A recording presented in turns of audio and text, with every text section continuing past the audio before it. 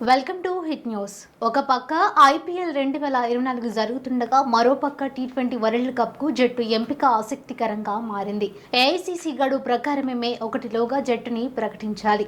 దీంతో April నెలాఖరులోగా BCCI జట్టుని ఎంపిక చేసే అవకాశాలున్నాయి. అయితే జట్టులో ఎవరెవరికి చోటు దక్కుతుందనేది ఆసక్తికరంగా మారింది. ముఖ్యంగా ఐపీఎల్లో అదరగొడుతున్న పలువురు యువ ఆటగాళ్లలో ఆశ్చర్యకరంగా ఎవరికైనా చోటు దక్కుతుందా అనేది చర్చనీయాంశంగా మారింది.